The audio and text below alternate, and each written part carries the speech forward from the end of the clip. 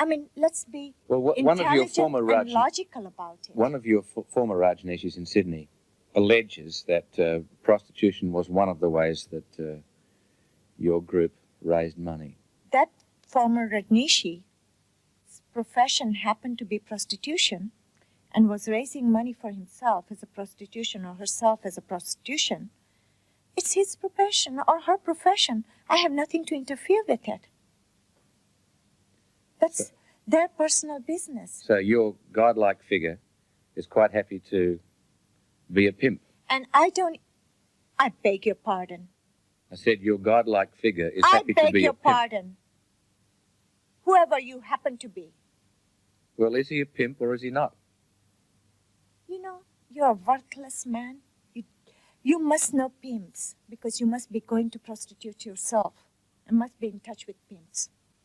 You just said that if people were working as prostitutes... If somebody wants to do business and their business happens to be a prostitution, I'm not going to say that their business is good or bad. If somebody makes his or her money that way and the Bhagwan gets some... That is their business.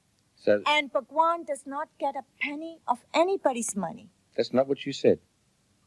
Yes, that's exactly what I said. No, you're running for cover because I've called your godlike figure a pimp. No, I'm not running for cover, mister. I don't run for cover. And a person like you make me run for cover? Ah, that's a joke. Well, I guess we could do with a bit of levity in this interview. Is your religion any more than a money-making exercise? Our religion is probably the only religion which has synthesized capitalism and religion together. It's a very good marketing exercise, isn't it, for those people who have fallen for it? It's wonderful. It works. I know. I've seen the money that's generated. By the way, if you happen to be a Christian, and if you are a Christian, you ought to look at Vatican and its business too. They are very lousy business people too, by the way. By your standards, probably lousy lovers too. Absolutely. They only know missionary position. Well, good luck to anyone else who wants to join your Rajneeshis and pay money to the Bhagwan. And also good luck to Pemberton. Thanks for talking with us. Good luck to you and your pimps. That's the very religious Maa Anand Sheela in Perth, who's just discovered about Pemberton. More in a moment.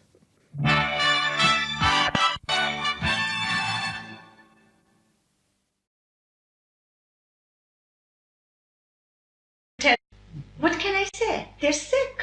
All I can say is people who pretend to be a big therapist or whatever, they're sick.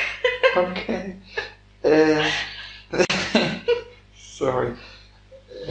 Has Bhagwan used the method lie, so that he has lied to people out of his love and his compassion to bring them out of their minds, to use the method, the lie as a method? It's a very simple situation. Bhagwan has said two things over and over again. One is, truth is what works. Mm-hmm. And he refers to it, this was something Buddha had said. Mm-hmm. And Bhagwan used this metaphor, truth is what works, on a daily basis. He has also said many times an anecdote where he said that there's a beautiful moon outside. I tell you, come out and look at the moon. You won't come out of your house. But if I tell you your house is on fire, you'll come out right away. And then you will look at the moon and you'll forget about the house on fire. Or forget about was it a lie or a truth. It was immaterial. You were exposed to a beautiful moon. And that is the truth. Not that he said that the house is on fire. Maybe you notice there are sannyasins also. They are now, the illness is not so good, they have cancer. Some sannyasins make suicide. Where they I don't have no. have not interest to live anymore. Is it the outcome of the work of Osho or Bhagwan Shree Rajneesh that they have misunderstood what he means? I would not put blame on Bhagwan or his teaching or anybody. I would say blame goes on people who insist on not sorting out their life. If a person has a doubt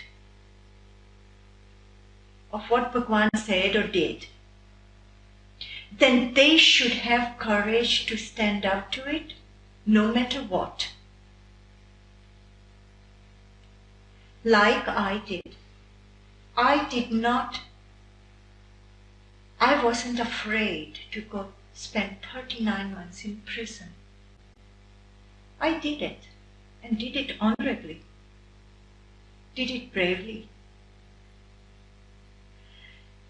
And I did not do that because I was guilty. I did it so they would not harass Bhagwan anymore.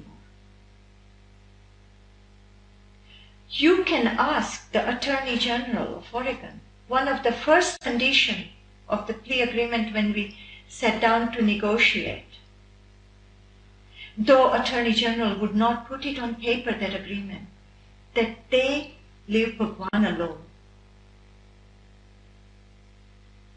World doesn't know this, but my attorneys know that.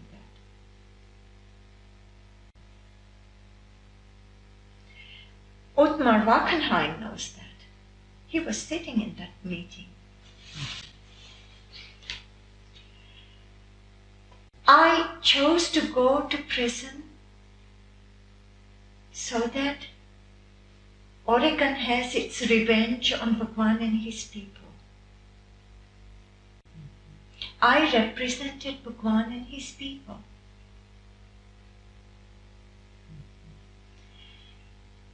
It was not because I committed any crime.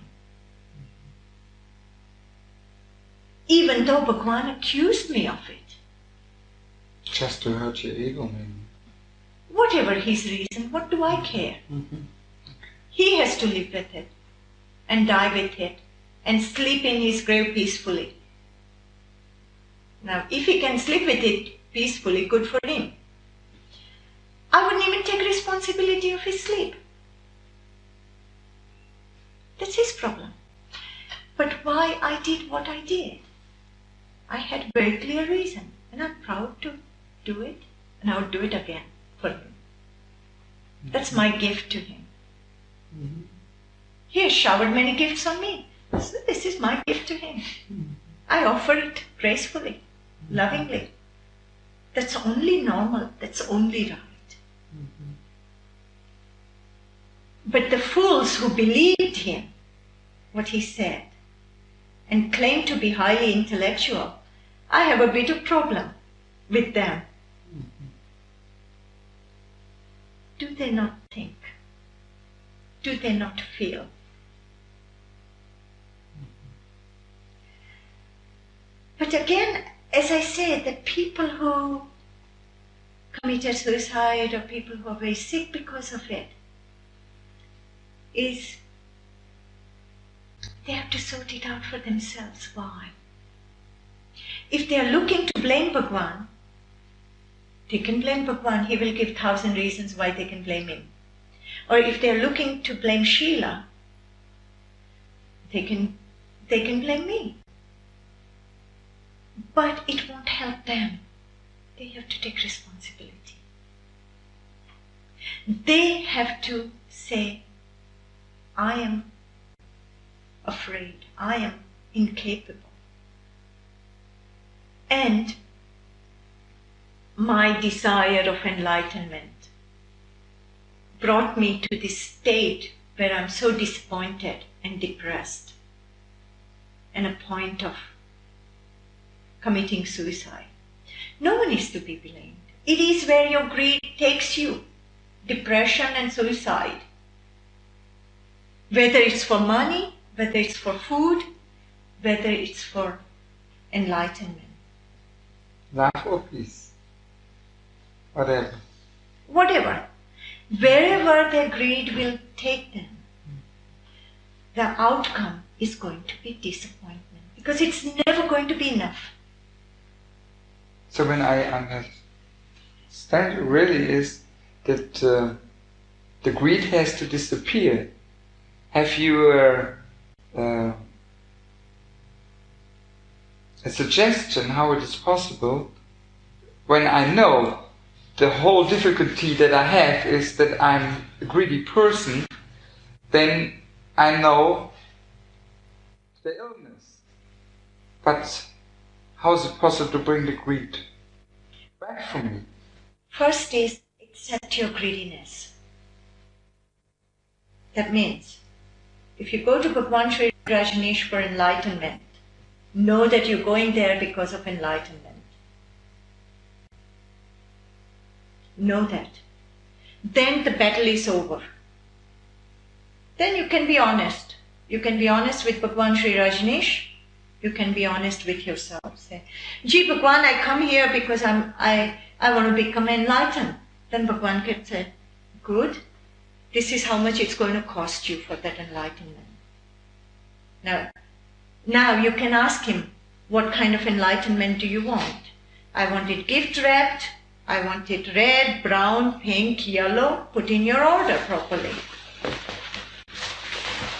And when he doesn't deliver it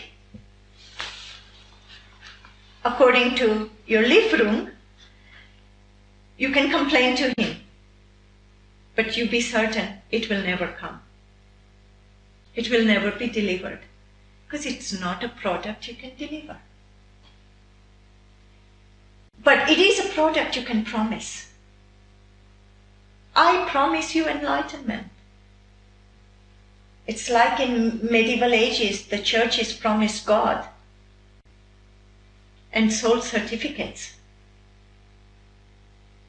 If you die, you will go to heaven, and God will be sitting, and your seat will be next to Jesus or saint, whichever. But really, if you buy that, you're stupid. And please don't call yourself a very intelligent person. And don't say you are a disciple of a very intelligent master. I would be embarrassed if I were them.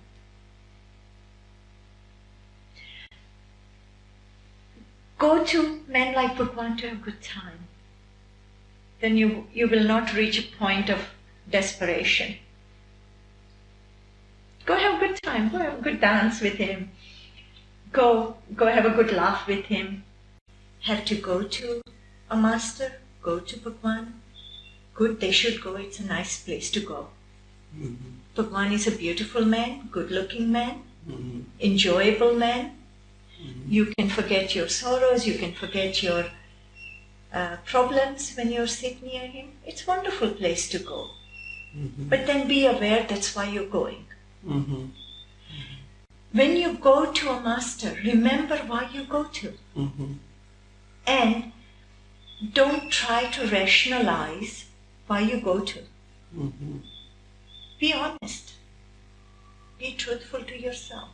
Mm-hmm. If you went to him because you were greedy about enlightenment, then remember it. Mm-hmm. And then don't complain in the end when you didn't become enlightened. Or, if you gave up all your money for that enlightenment, don't feel sour about it. It's normal. You go for a vacation, you pay for a good hotel. That's what you want, then you pay for it. Mm-hmm. And then don't say that I came back from a hotel and I didn't even have fun and I had to pay the bill. You have to. Is it so that Bhagwan Shree Rajneesh has set enlightenment for a goal and has said there's an enlightenment goal, you can go there, and he has played with this greed from this sannyasin or these people, and has this gasoline greed to make everything possible? Look, we live in a capitalistic world. Mm-hmm. Bhagwan always said he's a big capitalist. Mm-hmm. If he saw a possibility to market something, he will market it. And enlightenment to market is very easy. It's a product you don't have to manufacture.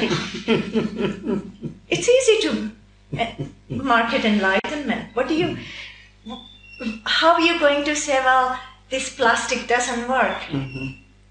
This enlightenment, the plastic never breaks off, because you can always say, hey, I sold it to you, but if you didn't use it, what can I do?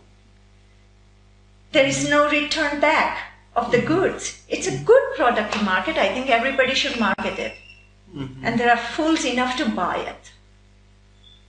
It changed from one day to another what the situation brought.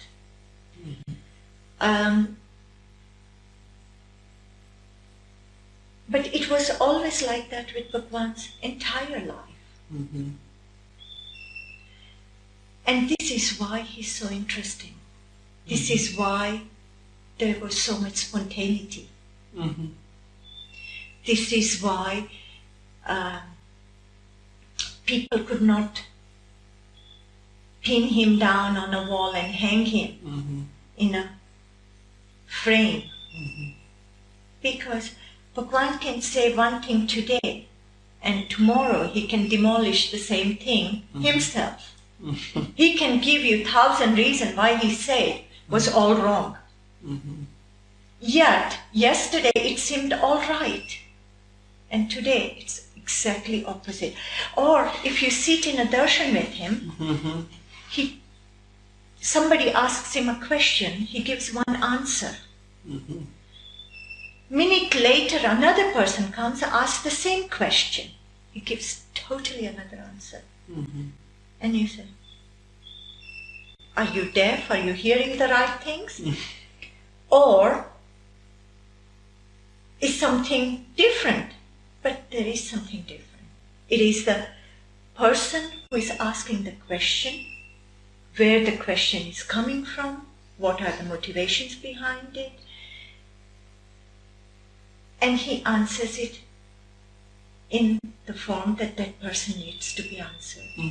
The same question another person asks gets a totally different answer.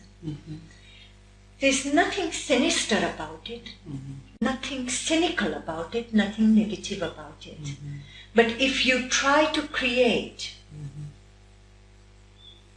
an organization around it, you will be troubled. You will have difficulties. Because you cannot say, Bhagwan said this. That's right. And it is the way it is. And with him, and now everything is sour. And he has the So Bhagwan is the responsible one.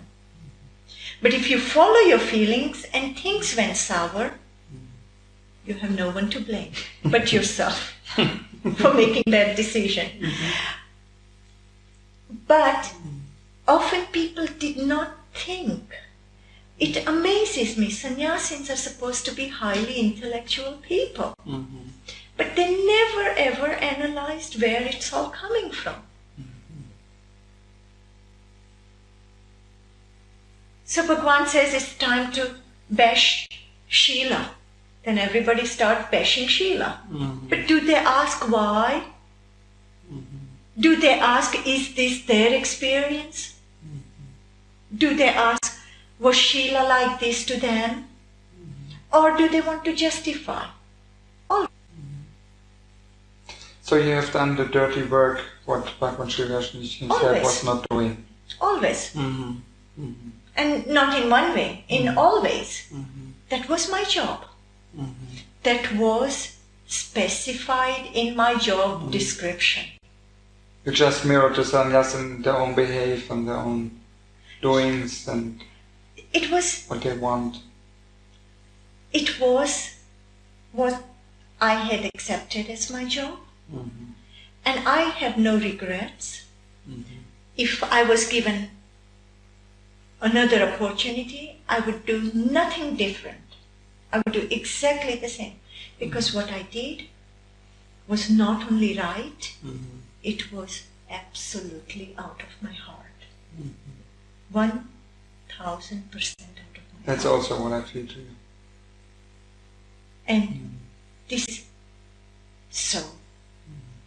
It needs no justification, it needs no explanation. If people have heart, they will understand me. If they don't have heart, not only they won't understand me, they will never understand Bhagwan, let alone anybody else. I will come back to this CD-ROM, and I have seen a sentence, and Osho said often ego is greed and greed is ego. And then I wonder how he can bring his sannyasins to the point where this greed can disappear. Maybe you can say something about this. He cannot bring it. Never. It is sannyasin who has to bring himself to that point. It's not his work. Why should he do your dirty work? He did his own work. He can tell you how you can do it, provided you're willing to do it, provided you're willing to listen, provided you're willing to take the risk. So you will agree with me that when we want change, we have to put ourselves in a position where change can happen, where we have to surrender in the situation and take the responsibility what comes out of it. You say it that way, I say it a little different, but it means almost the same, which is change happens only when you want change happening. If you are ready for a change, you will allow change. It can happen through Bhagwan, it can happen through my little rabbit, it can happen through a child dancing on the street. It can happen with anybody. But you are the one who has to be ready for a change. You cannot change people. They have to change themselves. Just the way I had to change myself, you have to change yourself. Bhagwan was a perfect opportunity for this change. He was a man who was a master in creating situations, creating events where changes can happen very quickly, because he can create chaos out of nothing. He can create a storm when there are no clouds in the sky. But are you ready to shower under this rain and enjoy the shower and allow this change inside you?